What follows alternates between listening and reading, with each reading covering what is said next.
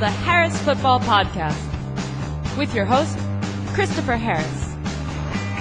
Welcome. All right, welcome in. I am Chris Harris. This is the Harris Football Podcast. Thanks for listening.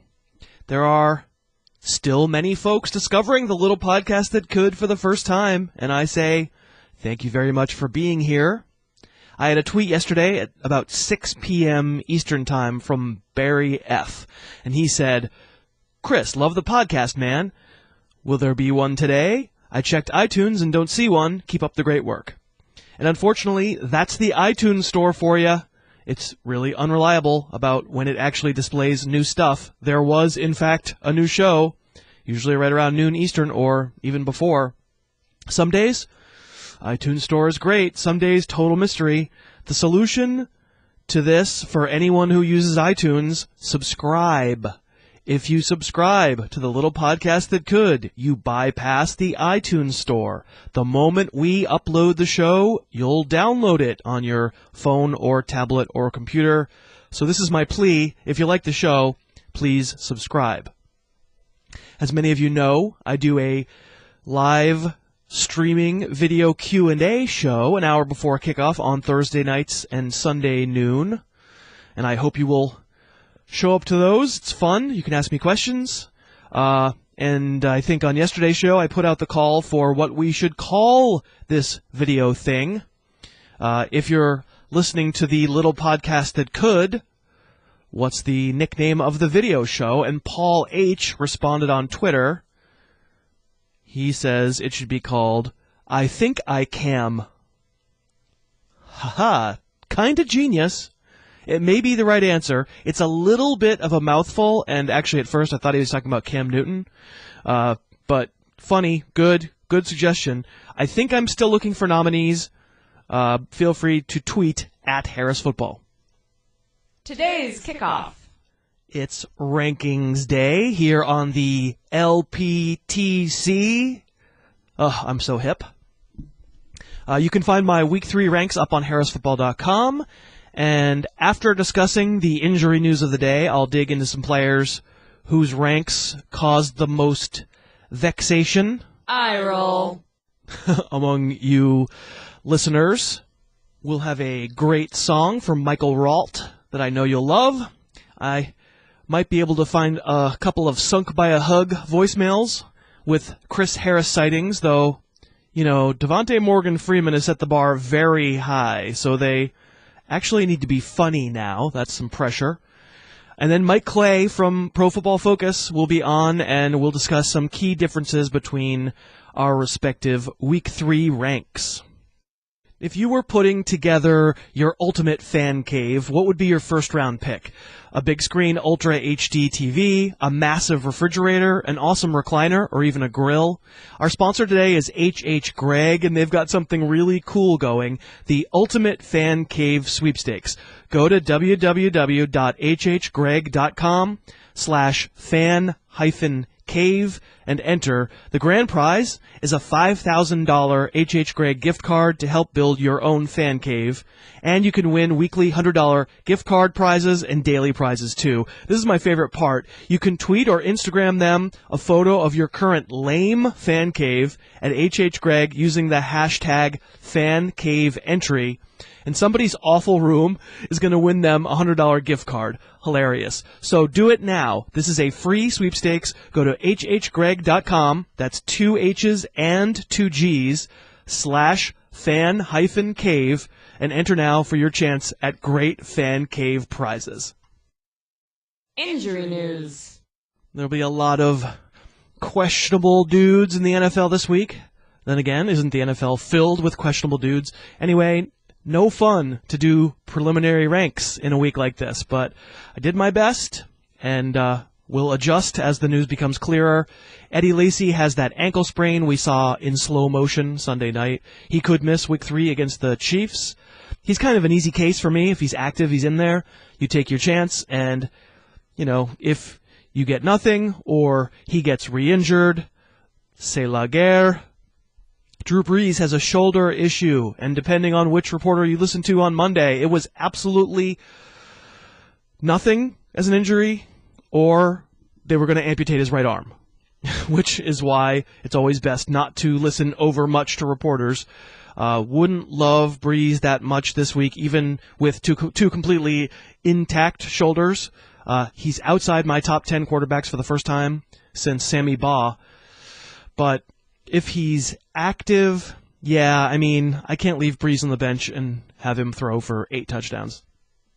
Eric Decker took the Colts behind the woodshed for a half Monday night, but then injured a knee.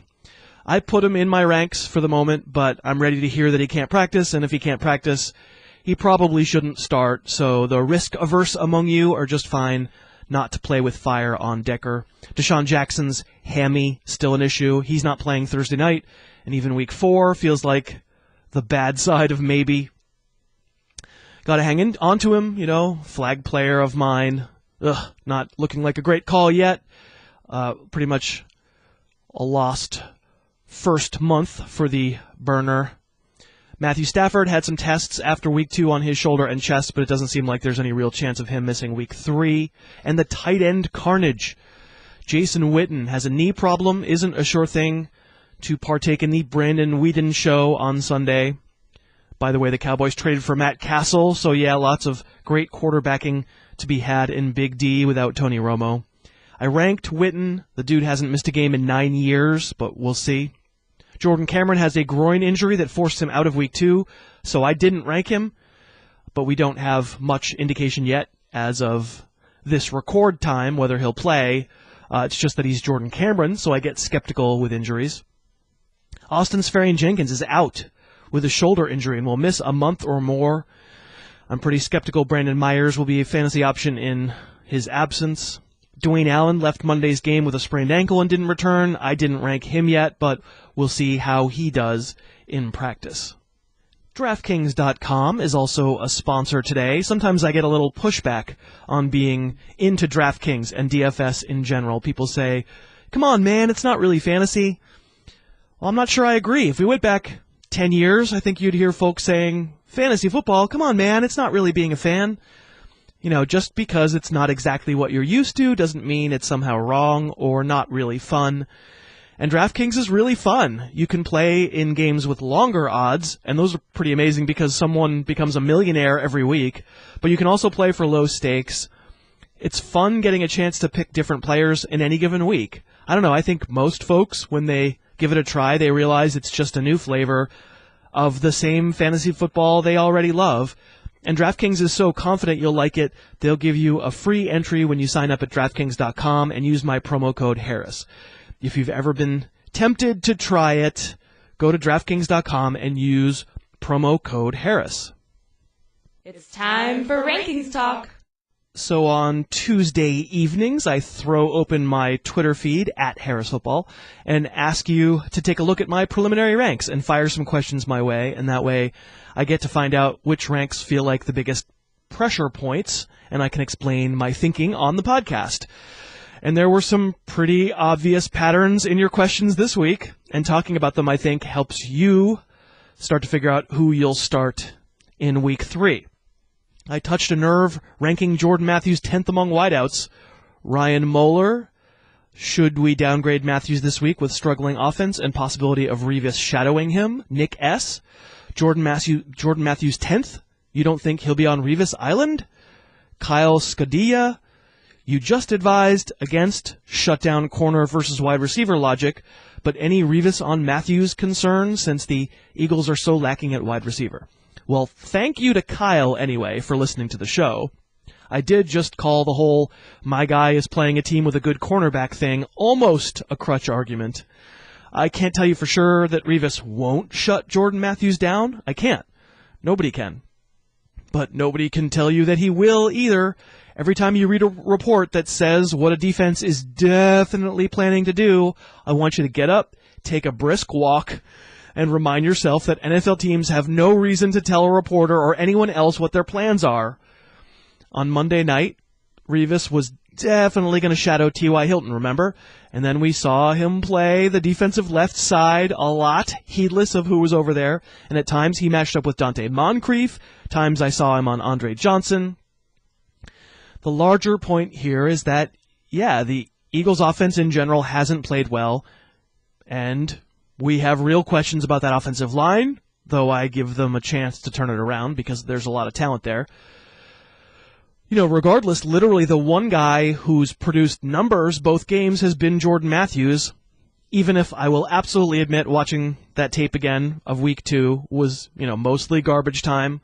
I don't want to say Matthews is any kind of great player yet. He had bad drops in each game, including the one that ended Philly's chance for a rally in week 1. I mean, couldn't you, if you wanted to make the argument that if people look at tape, they see Jordan Matthews isn't that great? Couldn't that actually lessen the notion that the Jets entirely devote Revis to Matthews? Anyway, I'm not going to say that either. I stand by my philosophy. Today's NFL doesn't see so many cases where a defensive back just sticks with a receiver on every single play. There's too much zone. There are too many places a receiver can line up, too many bunch formations, trips formations.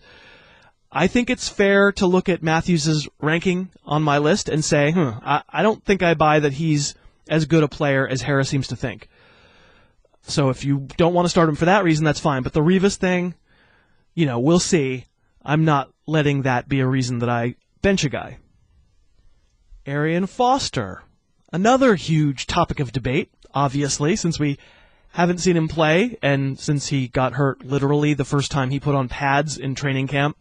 Colin Harrison says Foster at 6 in a PPR, even if he plays, is there any way he'll get the volume for that?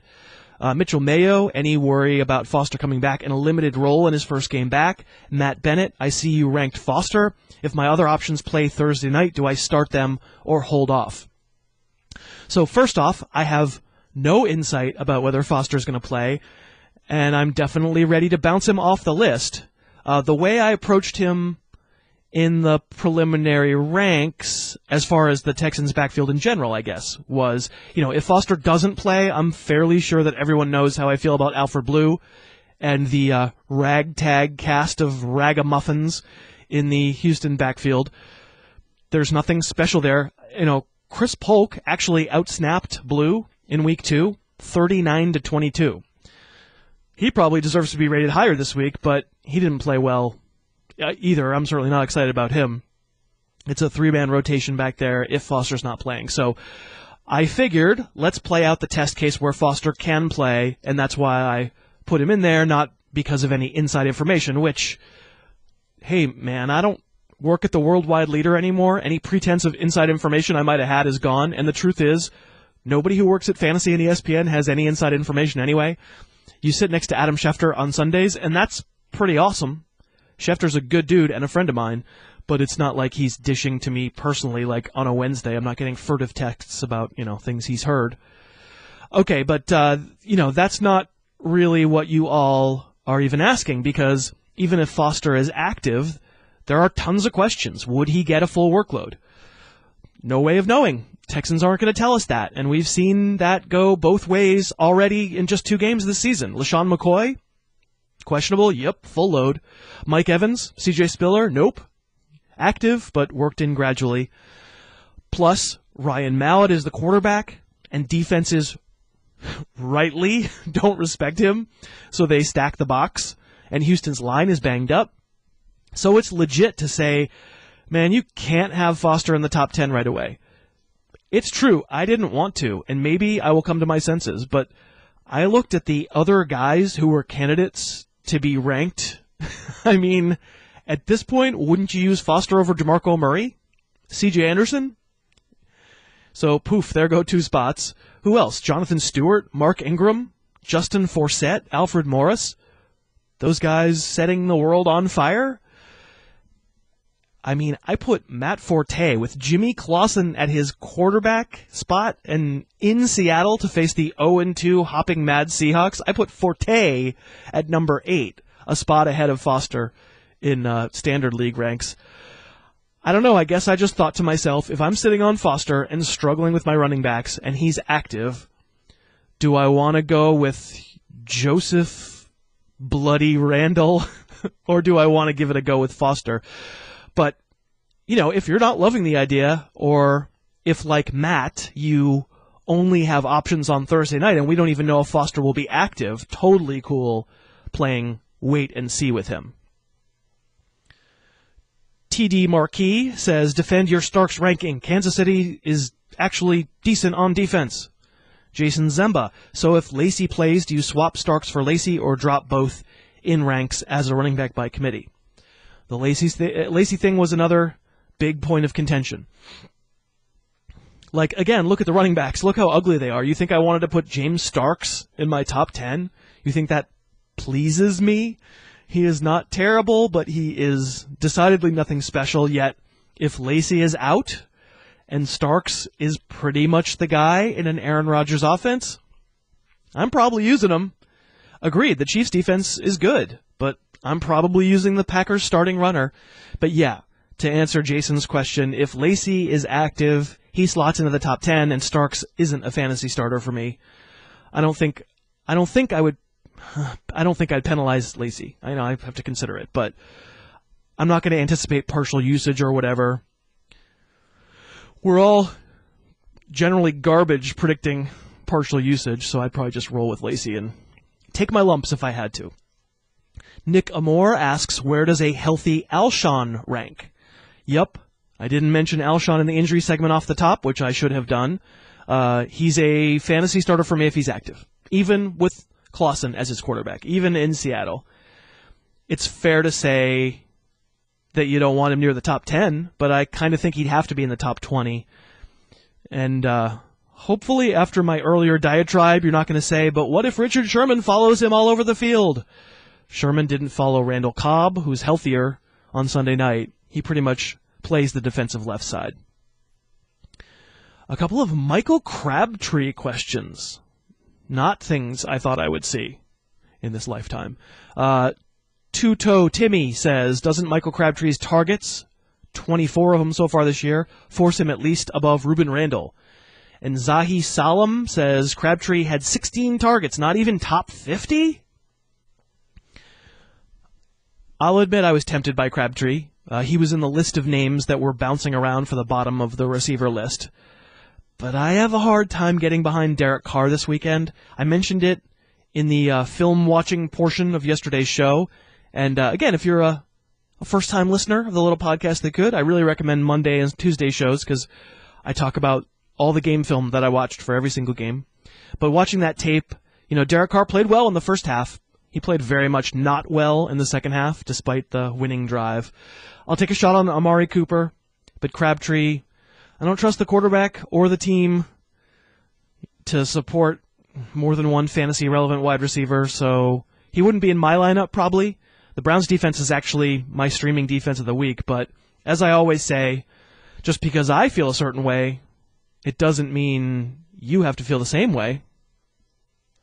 David K. speaks for a significant portion of the listening audience when he says, seems like you're not worried about Jeremy Hill?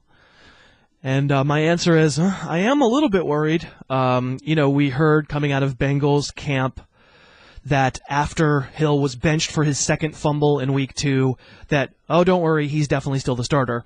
Again, I don't listen to coaches. I certainly don't believe Jeremy Hill will be completely shoved to the side because he is the Thunder component of the Thunder and Lightning with Giovanni Bernard. And, Bernard, though, has definitely outproduced Hill on the field so far. He has looked better in both of the Bengals' first 2 games. But I do still think Hill is the touchdown maker there, the short yardage option. And I would be concerned about Bernard after last year when he was the lead back and Hill was more of an ancillary back. You saw Bernard get hurt. I think the Bengals will be worried about that too. So until we see another fumble, I'm going to continue to believe that Hill's the more valuable component in that split. But yes, I am concerned, and I was looking for a reason to not have him in the top 10, and then I started comparing him to all the guys around him, and again, I just sort of by default was like, yeah, I think you have to keep using Jeremy Hill. But I do have concern. Bernard is higher this week for me in both standard and PPR compared to where he was the first couple of weeks. It looks like a little bit more of a balance than it has in the recent past. I think if you're a Jeremy Hill owner, though, against the Ravens this week, you're probably leaving him in there. Would you believe significant number of Shane Vereen questions? We had Mark Jennings over Vereen in PPR. How? I wanted Cousin Josh to read that. He just has that right way of going, Hal! Maybe that's actually a Cousin Josh alias. Mark, I'm on to you. YSP says, why so low on Vereen? And a few other people did too. Because I think Rashad Jennings is probably still the head of that committee.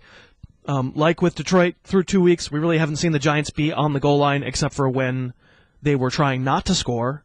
And I'll say that Rashad Jennings definitely the option on the goal line when the Giants don't want to score.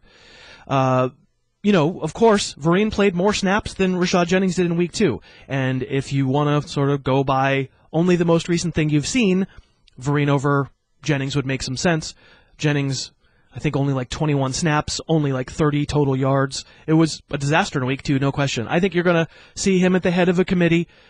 Vereen will be game flow dependent. The game flow went in his favor in week 2. There are going to be some weeks where he's not.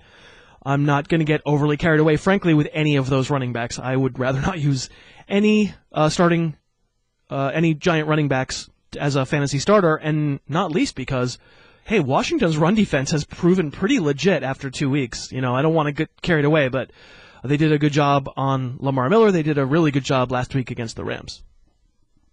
And finally, I'll wrap it up with Joe Shavir. I hope I'm not completely butchering that name, who says, I'm thinking about starting Matt Jones over DeMarco Murray. Am I crazy? Hope the new venture is profitable. All the best from Europe. Cool. Thank you for listening in Europe. Are you crazy, Joe? I mean, there's a lot of people who are writing me and saying, DeMarco Murray, C.J. Anderson, what do I do? Where do you rank them? Think about it. You're sitting down, and you have every NFL running back sitting before you. You have to put them in the order in which you would start them. I mean, of course, anybody who owns DeMarco Murray after 2 weeks wants to put him dead last, maybe second to last, only with C.J. Anderson dead last. But, you can't do that because you have to account for the possibility that those respective teams figure something out. So where do you blend them in? I did blend them in higher than Matt Jones. Talked about how good Jones looked and how I thought he was the number one waiver ad of the week. So did Andy Behrens in yesterday's show. But it's a split at best, and Alfred Morris probably still is the lead back, the veteran, the more reliable guy. Matt Jones fumbled. Is there a scenario where Matt Jones goes back to his week 1 usage? Probably there is. So that's by way of saying that explains the ranking. But listen, if you've been suffering through the pain of dealing with DeMarco Murray, C.J. Anderson these first 2 weeks, and you're just like, listen, I want to give him a rest. I've got someone who had a good game last week, and I want to hope for a hot hand as opposed to just hoping that these supposed studs turn it around. It's fine. I think making your lineup decision between 2 guys is a lot different than actually having to sit down with the full list of NFL name running backs, and having to actually... It would be hard to justify doing ranks and putting DeMarco Murray 80th among running backs or putting Matt Jones 4th among running backs, right? That's a tough thing to justify. It's a bad look. But if you're making a decision, it's more important that you make a decision you can live with, trust your gut. I'm okay taking the shot that Matt Jones is the real deal because his tape was awfully good, and maybe give DeMarco Murray a week to prove himself. That's okay with me, even though that's not how I have him ranked. Time for the mailbag. Hey, I run a lawnmower service in the area, and I just wanted to report something weird. My guys and I were just finishing up our weekly appointment to beautify the neighborhood, shoveling our grass clippings into trash bags, when a man wearing footy pajamas leapt through the window of his house, gesticulating wildly with a copy of Gravity's Rainbow, and screaming, "That's how you do it, Trent Richardson." He then proceeded to seize the trash bag out of my hands and say, "I've got plans for you, Mr. Fawcett." Hello, Christopher. Do you think your thoughts and wishes give you power over me because I wear a mask? Perhaps it's time you put some pain in your game. Harris's music digression.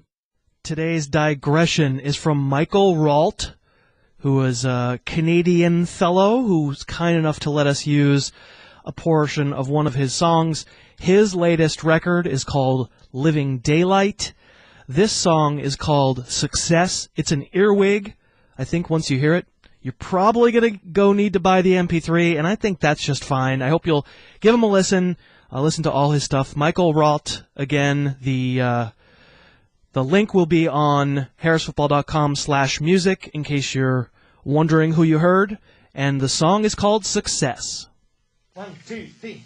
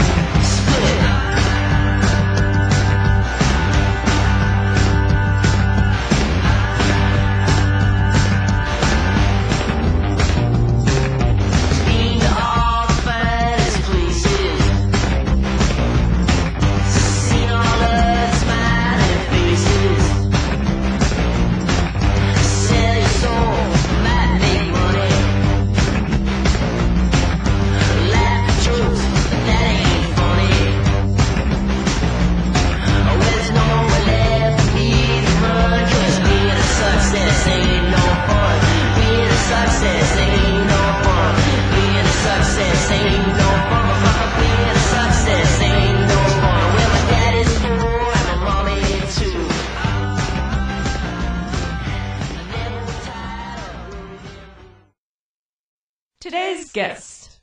And today's guest is Mike Clay from Pro Football Focus and Sirius XM, the fantasy channel. You can follow him on Twitter at Mike Clay NFL. I'm going to tell you in a minute, Mike, why you're like Alec Baldwin, but in the meantime, I'm just going to welcome you in. Well, that's a new one for sure, so I'm anxious to hear what exactly what that is all about.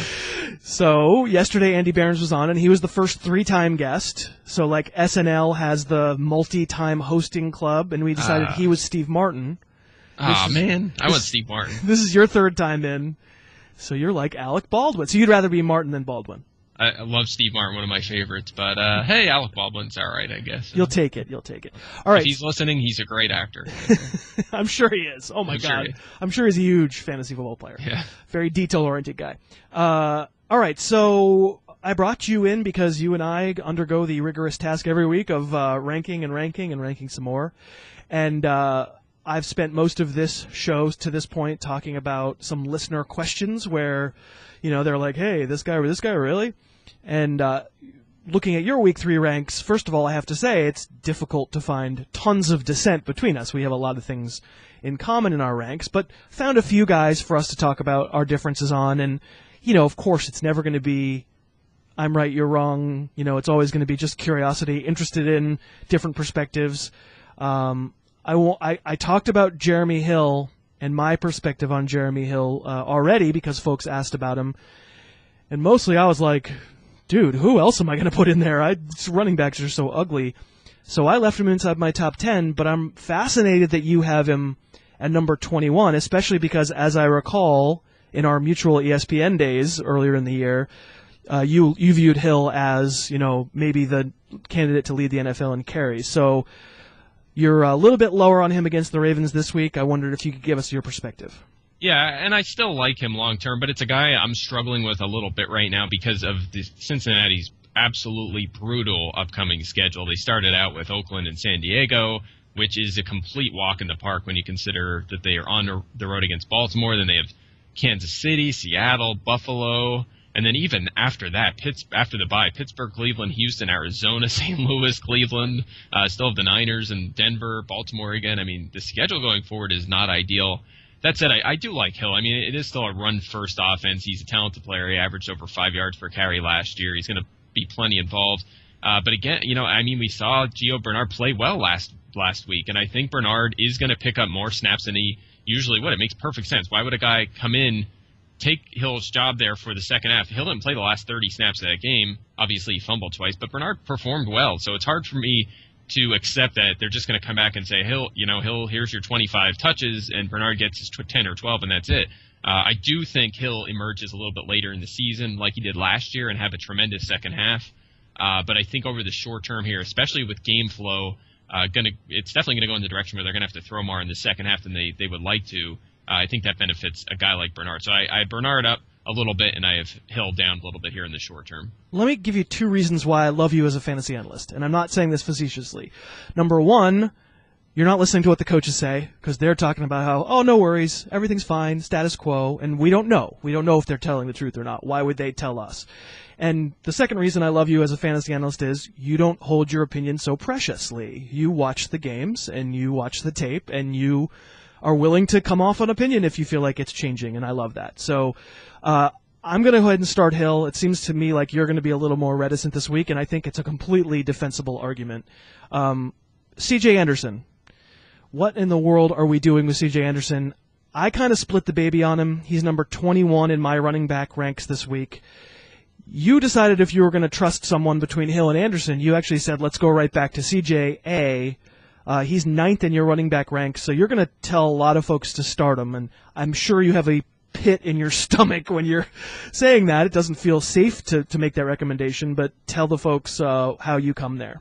Yeah, well, part of it is, considering where I had Denver coming into the season as an offense, I've toned it down a little bit, but I still believe in them. I mean, Kansas City is a good defense, and they came around pretty well in that second half. Peyton threw 3 touchdowns. I think the offense is going to be okay. They're going to score plenty of rushing touchdowns with Kubiak as the quarterback, and C.J. Anderson, I don't think he's a fluke. He was pretty darn good. I know Casey Joyner, our buddy at ESPN, he loves the guy, and he's still number 1 overall. Well. Yeah, he had him number 1. Yeah, absolutely. So if he's still buying, I think there's reason to be optimistic about him. But yeah, I still like him too. Ronnie Hillman is just off, and I took a lot of hate, if you will, on Twitter over this. But Hillman just awful after contact throughout his career. He was dead last in the category last year. The guy is not a 25 carry guy. C.J. Anderson is still their number 1, and Hillman can play a lot. It's a high volume offense. They're going to score a lot. I think it's enough for Anderson to have a good day, and the matchup makes it even better. I mean, they get Detroit in this one, and Detroit, by my metrics at least, has been the worst from a fantasy perspective against opposing running backs so far. We saw Peterson do a nice job here in week number 2. So, I'm buying on Anderson. I think he's going to bounce back in a big way here in week 3. So let me ask you a question about that. I mentioned Andy Barron's on yesterday, and Andy is singing a different tune, and you guys are both really smart, and I respect your opinions. And Casey Joyner's opinion, I respect very much as well. 3 guys who they're 3 of my go-to guys when I'm thinking about this stuff, and you're coming on to very different conclusions. So, given that you still have Anderson as a top 10 running back, which I am not mocking, and I absolutely think is a defensible position, you must view him as a pretty good buy low candidate for trades. Oh, yeah. If you can, I think at this point, it really depends how savvy the owners in your league, or, often people don't take a definitive stance on a player. They'll just say, I'm a little worried about him, but they won't actually trade him for anything less than, 90% of the guy's value. So it's really hard to buy low on players that were drafted in the first round at this point. But, if you can pull it off, I'd go for it. But, don't go nuts. Obviously there's risk with this guy, but at the same time, who else is going to step up? Again, I'm not buying on Hillman as a feature back, and it's a backfield that's going to have a lot of volume. Maybe Jawan Thompson, if you really think he's better. We don't know much about him. I just think there's a lot still that we can like about Anderson. So if I were to give you a few names of players who you think you would give up to get C.J. Anderson, how do you feel about that? Is that all right? Sure, all right. Let's do it. So how about Lamar Miller, who has had his own struggles? If you had Miller and someone offered you Anderson, would you take that? Yeah, I think I'd want Anderson there. It's really close. I do like Miller a lot. Okay. The Joseph Randalls of the world. Definitely Anderson there. I think I'm a Kristen Michael guy, so I think it's going to be another month or so, but I think Michael jumps up there at some point. How about Melvin Gordon?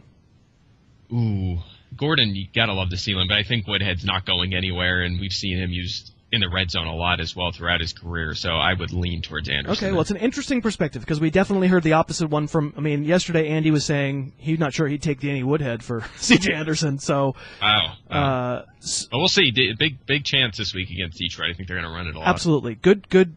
Thanks for breaking that down because it's good different perspectives. I want to talk about a couple of wide receivers we differ on. I've already gone on too long about Jordan Matthews in this show, but I think it's important to offer a different viewpoint, and you have that different viewpoint that I think several of my Twitter followers agree with. I'm at number 10 still on Jordan Matthews, but you're at number 29. A defensible position, but please don't give me the Revis argument, please. Why? Why no Revis? Because he didn't match up one-on-one against anybody last week. He doesn't necessarily always match up one-on-one, and even when he does, they play some zone. And I mean, Revis is good. It's a good defense. So, like, the fact that the Jets have a good defense and Revis is part of it, absolutely. But the Revis Island argument is not persuasive to me. Yeah, I think there is a chance you're right. But I think the only reason is because I think Buster Skrine, they like him in the slot. He's done a nice job so far. I think Matthews has the advantage over Skrine, but at the same time, I somewhat disagree with you. I think that and Revis has moved around a little bit, but you're right. He's mostly stayed defensive on the left side of their formation so far. But I think there is a chance they say, hey, listen, this is clearly their only guy producing offensively so far, and they may put him in the slot on him. I think it's possible they do that. But my bigger issue is the Jets defense altogether. Thank you. And not to mention the Eagles' struggles offensively. I just think I think this is the makings of a potential blowout if Chip doesn't figure something out. So, I'm really down on the entire offense. I think Bradford, I have like 25th at quarterback. I just think he's going to have a horrible day. I am completely receptive to that argument. Completely. I'm not receptive to the idea that you're benching players only because you're worried Darrelle Revis is going to be on them. I don't think that's a good fantasy strategy. But the Jets, him being a part of a good Jets defense, I totally am with you. Makes a ton of sense. If you're down on the Eagles offense, it's obvious to me, according to your ranks, you're very, very high on the Cardinals offense, especially the pass offense, and Larry Fitzgerald's 3 touchdowns notwithstanding. I think just the usage has you psyched up. You've got him 11th among wide receivers. That's really high. And you have John Brown in your top 15 also. But Fitzgerald, 11, you're benching a lot of pretty good receivers for Larry Fitzgerald this week. Yeah, I think I basically just determined pretty quickly on Sunday, and it's not just because he scored 3 touchdowns, right. But I think I determined Fitzgerald's back in the wide receiver 1 conversation. Initially I was worried that Fitzgerald, Floyd, Brown would all be about similar in targets, but and Floyd's still coming back from the injury, but I think he's going to settle in as a clear third in line at wide receiver. And this is not a surprise. When Carson Palmer was under center last year, you look at targets, Fitzgerald was up there, Ellington I think was second. Then you had John Brown, and then you would see a bit of a gap, and then it was Michael Floyd and even John Carlson. So this is not totally shocking by any means that it's been the Brown and Fitzgerald show. And this is an offense scoring a lot of points, albeit against weak competition, but they get the Niners this week, who I think they could throw on. Fitzgerald has seen 32% of the targets so far. I mean, that's Antonio Brown usage, Julio Jones usage. I mean, the guy is being featured and saw almost 40% of the targets in week 2. I don't see that changing at all. He's running all of their pass routes, and John Brown's right there. He's 2 pass routes behind Fitzgerald this season, and he's seen 23% of the targets, which is a high mark. Anytime you're over 20%, you're a top 50 fantasy receiver. And John Brown obviously performing at a high level in what has turned out to be a pretty good offense. So, I love both of these guys this week, and Fitzgerald, for me, he's probably going to be on that wide receiver 1 radar going forward every week. That is an awesome contrarian take. I would say if that's the case, if you're buying what Mike is selling, then man, you're talking about another guy you can buy, because maybe someone wants to feel like they're going to sell him high, thinking they're getting the better of you after the 3 touchdown game. But if he's really back to being a number 1 fantasy wide receiver, you can probably fleece that guy with a lesser offer in your league. We should mention also that John Brown not only has pretty decent numbers. He scored that touchdown early in week 1, but he also had 2 very long pass interference penalties that could easily have been touchdowns last week. So that backs up Mike's opinion there a little bit. I thought we would talk about Allen Robinson. I think if you're talking about Twitter hate, after my ranks came out, Allen Robinson has generated quite a bit. I'm at number 21 on him. You're at number 18 on him for week 3. So there's no disagreement between us. But how do we manage our followers and our listeners who see last week and they want to use him ahead of Mike Evans or John Brown or Larry Fitzgerald? How do we talk them off that ledge? Well, I mean, you have to consider that that offense has still been pretty inefficient. I mean, he's fantasy's number 6 wide receiver so far with 7 catches. So that's not unlike Travis Benjamin, who is number 3 with 6 catches, who I'm taking so much heat on this guy in Manziel, especially today, because it's the most obvious regression to the mean guys who are going to fall off the fantasy radar. It's so obvious, especially Benjamin. in that conversation. James Jones, similar, 5 catches, and he's a top 12 fantasy wide receiver. So these guys, you can't count on this sort of touchdown production. You need more usage, more efficient play in order to produce at a high level. And Allen Robinson's getting the targets. The problem is he's 18 targets and 7 catches because Blake Bortles is not getting him the football. He's just not taking that step forward. And if that continues, Robinson is going to be what we thought he was, a high ceiling, boom bust, borderline wide receiver 2, which makes him worth that 6th round pick you spent on him. But let's not go nuts here. The guy is not a top 12 fantasy wide receiver yet. We need to see more efficiency. He just can't catch half of his targets and produce at this level. Yeah, and certainly there's a difference in week 1 to week 2. Blake Bortles played quite badly in week 1, and Blake Bortles played really genuinely well throughout the entire game in week 2, to the point where I admitted, that I felt like there's a potential he took a step forward there. But the reason I can't, and I think that's reflected in both of our ranks. We're taking a wide receiver with 7 catches on the year and putting him at number 20. Yeah, and he still only caught half of his targets in that game. Right. You can't count on long touchdowns, and again, that's the argument with Travis Benjamin. They're going to keep chucking it to him. He's such a good downfield producer. You find me a wide receiver who can sustain numbers like that. Even Deshaun Jackson isn't anywhere near the vicinity of what Benjamin's doing right now, and he's like the premier deep threat of the last decade. So it's ridiculous, the whole premise. It's not sustainable. It's just a low percentage plays, and guys like that can't hold up, especially in Benjamin's situation in a run-heavy bad offense. And Jacksonville, this could be a bad offense. They could be bottom 5 in the league in touchdowns. But I was a guy that liked Robinson coming into the season, so I'm going to keep him around that top 20. But he's going to have to do it consistently for me to bump him up any further. Agree, and we should draw a distinction because Travis Benjamin is what he is. He's a little dude. He's a Deshaun Jackson type, but without quite that level of speed, and in an offense that's terrible. Sure. Allen Robinson made a catch in week 2 that Travis Benjamin can't dream of making, completely stretched out, like not a very good throw, but he somehow hauls it in. Like, he's a great athlete and a great prospect, which is why, respectively, with 7 catches, we're much more willing to take the chance with Allen Robinson. But Right. Yeah, don't let my comparison there of the stats confuse you. I have Robinson in the top 20. I have Benjamin ranked 61st this week. So, there's no real comparison. Except they both have 7 catches, right? That's the comparison, right? Exactly. And so, part of why maybe to be slightly dubious of Robinson this week is because, I don't even need you to talk about it. I'm just going to mention you really like the Patriots defense this week. You have them number 1, even ahead of Seattle at home facing Jimmy Clausen, which I have them top 10, so that is not a question mark. I just wanted folks to realize how much you liked the Pats defense this week. The defense that I did want to talk about with you is, we have a lot of folks who stream defenses, and, I think you and I both agree that's a pretty viable strategy to wait on defense and just stream away. It looks like your number 1 defensive stream of the week, where, they're probably much lesser owned than the defenses who are ranked ahead of them. You have the Giants against Washington at number 8. I have them quite a bit lower than that, so tell the folks why they're your top streamer this week. Yeah, and I mean, New England over Seattle might be a little bold, but I mean, I have them projected so closely to each other. Either way, starting, no issue if you want to start Seattle. It's obviously a great setup there. Washington, I mean, what we've seen from them is extremely run-heavy football. I think the Giants' defense is okay to the point where, they can hold them in check. I think Washington will keep the clock moving. They're going to operate a very run-heavy offense. They're not going to run a ton of plays by either team. You often see that in games like this.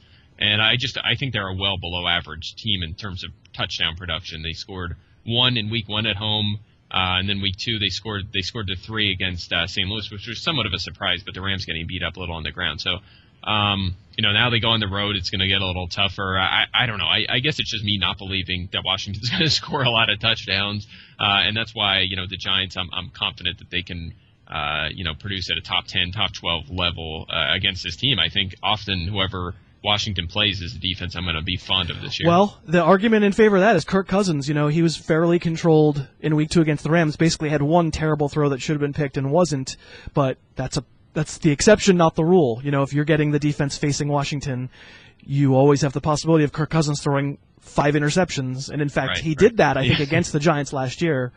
So even though I don't have I actually am kind of impressed by Washington's offense, maybe a little bit more than you are, but so I don't have the Giants rated very high.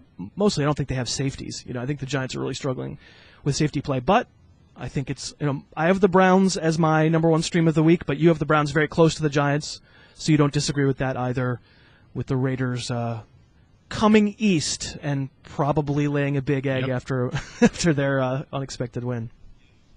Yeah, those West Coast to East Coast trips, not many talk about them, but that's why I was down on Carlos Hyde and in week 2, coming all the way across on a short week. I mean, that was not fair. 10 days rest and versus 6 days rest coming all the way across the country. That just was not fair. And obviously Hyde he got beat up at a rough day, but he was coming off such a huge volume day. It's hard to expect a guy to stay healthy in that situation. Obviously, Kaepernick did some serious damage in garbage time, but that was sort of expected. You would assume Pittsburgh would beat them up pretty good in the first half of that game. All right, Mike. Well, this was super helpful. I'm glad to have the contrary opinion on a few of the guys that I got called out on, because now folks can latch their wagon to your star and blame you when it doesn't work out. No, you're awesome. I really respect your opinion. I hope folks will follow you. You hear Mike give you stuff like that, and you realize why Pro Football Focus is so good and why Mike is one of the best. He's at Mike Clay NFL, so follow him on Twitter. Mike, thanks for doing this. Anytime. I like coming on here because you say so many nice things about me. So anytime you want me to come on, I'll take all the compliments. All right, Mr. Baldwin. And that's our show, gang. Thank you so much for listening. It's a blast. I get to do this for a living, and there's literally no way I could do it without you. Like Don Draper, I'd like to buy the world a soft drink of some kind. Coming up on Thursday's show, we'll have that segment you all love so much, Flexual Healing, where I try and help you figure out where your pressure points are for choosing your flex in Week 3. We'll also have Craig Clark aboard to talk DFS for this week. Thanks again to Michael Rault for use of his great song. Hope you have a great rest of your day, and I'll talk to you tomorrow. The Harris Football Podcast's opening theme is Under the Gun by Apex Manor. The end theme is Tooth and Claw by OU Villain. Subscribe to the Harris Football Podcast on iTunes and never miss an episode.